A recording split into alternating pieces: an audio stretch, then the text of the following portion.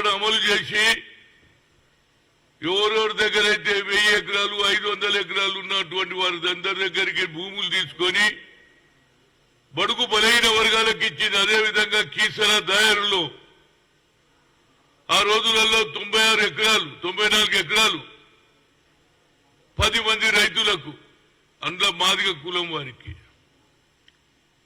కానీ 1983లో ఒక హరిజన్ చనిపోయాడు రైతు. ఆ తర్వాత 88లో ఇంకో అతను చనిపోయాడు.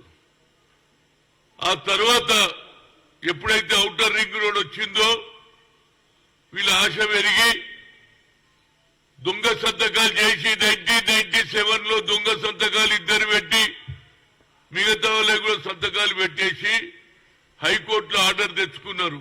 97లో వేసి 2000 వచ్చే లోపల వాళ్ళకి ఆర్డర్ వస్తే రెవెన్యూ డిపార్ట్మెంట్ ను మేనేజ్ చేసుకొని ఆనాడు కోర్టులో కేసు నడుస్తుంది. వీళ్ళకి తెలియలేదు 2001 దాకా పానీలో వీళ్ళ పేర్లే ఉన్నాయి. ఆ తర్వాత కొత్తగా పేర్లు వస్తే అప్పుడు జాయింట్ కలెక్టర్ దగ్గరికి నేను పోయాను. ఒక్కసారి కాదు 7 సార్లు పోయా. కీసర దారి ధర్నా చేశా. జాయింట్ కలెక్టర్ అడిగిన ఏమిటంది ఇది అన్యాయము, ఇందిరాగాంధీ ఇచ్చిన భూములు కూడా మళ్ళా దొరలకు ఎట్లా పోయిందంటే అది నిజమే సార్ మేము ఆలోచన చేస్తున్నామని చెప్పి ఆఖరిలా అక్కడ ఉన్నటువంటి ఆర్డీఓ ఇవన్నీ పేర్లున్నాయి, పూర్తి లిస్ట్ ఇస్తా నేను. ఆర్డీఓ ఎంఆర్ఓలను మేనేజ్ చేసుకొని వాళ్ళ పేర్లు ఎక్కించడం జరిగింది. ఆ తర్వాత పాపం కోర్టులో తిరుగుతూనే ఉన్నారు, లోయర్ కోర్టు హైకోర్టులో. కానీ విచిత్రం ఏమిటంటే ఒక పక్క స్టేటస్కో మెయింటైన్ చేయమని కోర్టు చెప్పినా ఆ స్టేటస్కో పక్కకు పెట్టేసి ఏది పానీలలో వాళ్ళ పేర్లే. అన్నిటికంటే విచిత్రమైన ఆయన రాగి కృష్ణారెడ్డి ఎంత తెలివిగలోడో చూడండి. ఆయనకి 2 కొడుకులుంటే కొడుకుల పేర్లు రాయలే, ఆడవాళ్ళు 2 కోడళ్ల పేర్ల మీద రాసి ఆఖరుకు కోర్టులో కేసుంటే స్టేటస్కో మెయింటైన్ చేయంటే వాళ్ళ పని ఇవ్వడం జరిగింది. అదే ఆసర పోయి హెచ్ఎండిఏ దగ్గర పోతే హెచ్ఎండిఏ వాళ్ళు కూడా పర్మిషన్ ఇస్తారండి. ఇవాళ 2.5 కోట్లు ఒక విల్లా అమ్ముతుంటే ఆ పేదవాళ్ళు ఇప్పుడు 120 మంది వాళ్ళ కుటుంబాలు ఉన్నాయి. ఏది వాళ్ళ మనవలు కానీ మనవరాళ్ళు కానీ కోడళ్ళు కానీ ఇవాళ రోడ్ల మీద అడక తింటున్నారు. నేను ఇప్పటి వరకు వచ్చినప్పటి నుంచి అడుగుతున్నా. ఆఖరుకు మా రాహుల్ గాంధీ గారు ఖమ్మంలో నేను చెప్పా, సార్ ఇందిరాగాంధీ ఇచ్చిన భూములు కూడా కేసీఆర్ ప్రభుత్వం ధరణి పేరు మీద ఈనాడు వాళ్ళ లాగేసుకొని మళ్ళా దొరల చేతికి పోయిందంటే ఆయన స్పీచ్ లో కూడా చెప్పిండు, ఇందిరాగాంధీ జमीन भी ये सरकार वापस ले ले रहे गरीबों के साथ फिर सरकार के అని చెప్పిండు. అందుకే దాని ధరణి అంటే ధనవంతులకు ఉపయోగపడే ధరణి. మళ్ళా మీదికెళ్ళి కేసీఆర్ అంటాడు బ్రోకర్ల చేతికి పోతుంది, అన్యాయం జరిగిపోతుంది. ఇంతకంటే అన్యాయం ఏముందిరా బాబు? ఇది సర్వే నంబర్లతో సహా ఆఖరుకు నేను హెచ్ఎండిఏ ఆఫీస్కి పోయాను. ఏది హైదరాబాద్ లో ఏది మన అమీర్పేట దగ్గర ఉన్నది వాళ్ళ ఆఫీస్. నేను పోయి నేను కోదంటే అడిగితే వాళ్ళు కాయిదాలే ఇయ్యారండి. ఎట్లా ఇస్తావు? కోర్టులో కేసు ఉన్నప్పుడు HMDA how you can give a permission నేను అడుగుతున్నా. 3 గంటలు కూర్చున్నాం, తెల్లారిపోతే కూడా ఇయ్యారు కాయిదాలు. అంటే ఇవన్నీ గూడపుటాలు జరిగి ఇవాళ దాని వాల్యూ 500 కోట్ల సంబంధించినటువంటి ల్యాండ్. అది 94 ఎకరాలు. అప్పుడే 25 ఎకరాలు ఏది బిల్డర్లకు అమ్మేసిండ్రు. వాళ్ళు లేఅవుట్ చేస్తున్నారు, ఇక మిగతా భూమి కూడా అమ్మేస్తున్నారు. కాబట్టి వాళ్ళ రెవెన్యూ కొత్తగా అయినటువంటి మిత్రుడు మా ఫ్రెండ్ మంత్రి అయినటువంటి పొంగులేటి శ్రీనివాస్ రెడ్డి గారికి లెటర్ ఇవ్వడం జరిగింది. అయ్యా మీరంటూ నువ్వు ధరణి ఎత్తేస్తాను, ఇంతకంటే క్లియర్ కేసు ఏం కావాలో చెప్పండి. ఇవాళ ఎస్సీలు అడక తింటున్నారు. ఉన్నతందుకు చెట్ల కింద ఏది డేరాలు వేసుకొని డేరాలలో వండుకుంటున్నారు.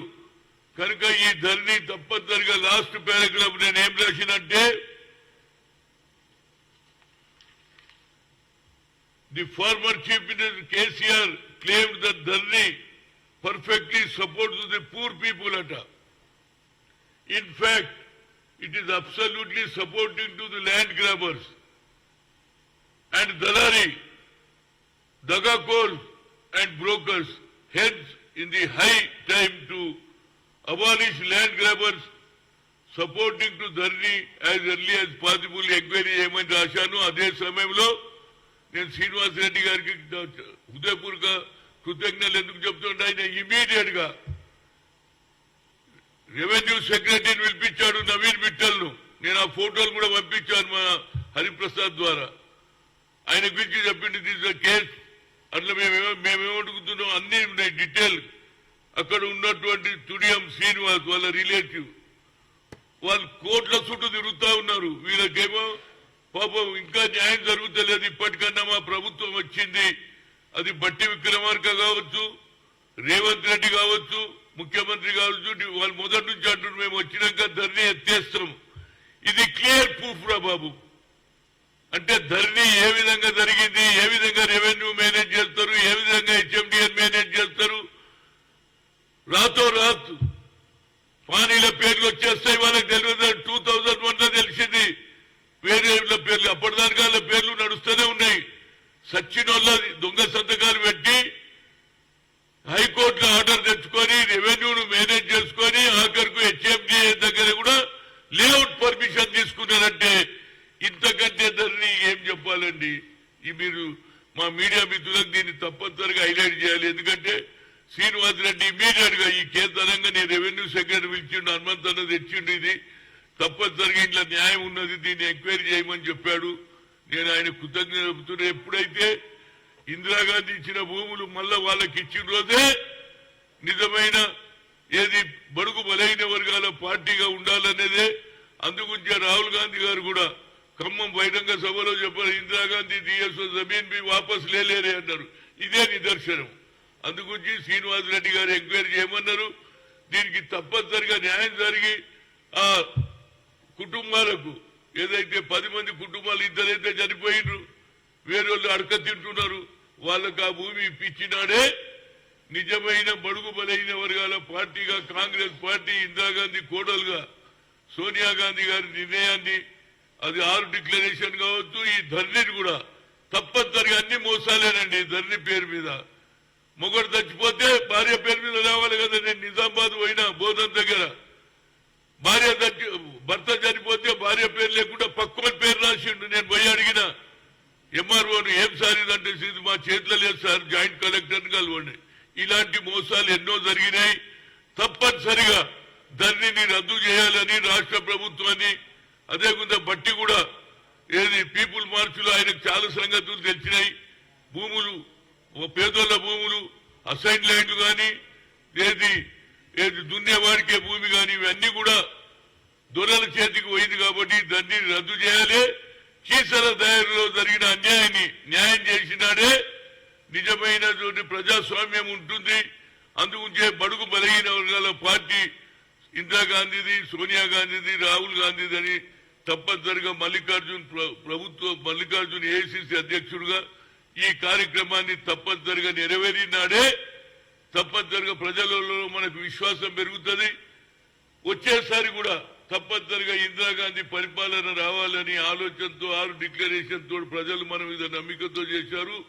మొట్టమొదటి కర్తవ్యం అది బట్టి కావచ్చు, రేవంత్ రెడ్డి కావచ్చు, శ్రీనివాస్ రెడ్డి గారు దీన్ని మనం ప్రజలకు ఎక్స్పోజ్ చేస్తే దాన్ని ఏ విధంగా ఉన్నదనేది కామన్ పీపుల్ కు అర్థమవుతుంది. ఎంత మోసమా, 94 ఎకరాలు చచ్చిపోయిన దొంగ సంతకాలు చేసిండ్రండి. ఇంతకంటే ఏం కావాలి?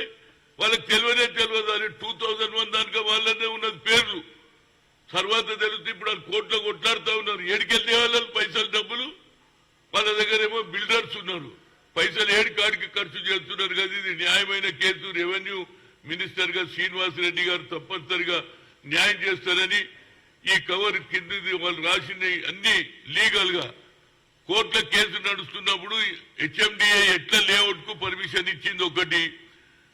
స్టేటస్ కో మెయింటైన్ చేయమంటే ఇమీడియట్ గా స్టేటస్ కో మెయింటైన్ చేయకుండా వాళ్ళ కోడట్ల పేర్లు ఎక్కియడం ఎంతవరకు న్యాయం అనేది ఆర్డీఓ మీద గతంలో ఉన్నటువంటి ఎంఆర్ఓ మీద యాక్షన్ వాళ్ళ పేర్లు కూడా ఉన్నాయి ఇందులో. తప్పనిసరిగా మీడియా మిత్రులకు దయచేసి రిక్వెస్ట్ నేను గత ఆల్మోస్ట్ 3 years నుంచి కొట్లాడుతున్నానండి ఈ కేసు. నేను 3 ఏళ్ల నుంచి ఇవాళ మన ప్రభుత్వం వచ్చింది, తప్పనిసరిగా న్యాయం చేయాలి అంటే 2001 నుంచి, అంటే ఆల్మోస్ట్ ఇప్పుడు 2001 నుంచి నేను వాళ్ళకి అక్కడికి పోతాను. 6-7 సార్లు జాయింట్ కలెక్టర్ కలిశాను, ఆఖరి 2 సార్లు ధర్నా చేశాను. జనం వాళ్ళ మనుషులు ధర్నా చేస్తే పోలీసు వాళ్ళు తీసుకోవడం, లోపలేయడం, బెదిరియడం జరిగింది. ఇప్పుడన్నా కాంగ్రెస్ పార్టీ వచ్చింది, తప్పనిసరిగా వారికి న్యాయం చేయాలి. ఆ పేద ప్రజలను ఆదుకున్న నాడే నిజమైన ఇందిరమ్మ ప్రభుత్వం. అభయహస్తం అంటే ఇదే, పేద ప్రజలకు ఇచ్చిన న్యాయం చేసే ప్రభుత్వం కాంగ్రెస్ ప్రభుత్వం. అందులో రేవంత్ రెడ్డి బట్టి నాయకత్వంలో ఉన్నది. అదేవిధంగా శ్రీనివాసరెడ్డి గారు కూడా దీనికి న్యాయం చేయాలని నవీన్ మిట్టల్ ను రెవెన్యూ సెక్రటరీని పిలిచాడు. ఆయన అన్ని ప్రూఫ్ ఇస్తాం మేము, ఏమైంది అన్ని ఉన్నాయి బై రికార్డ్.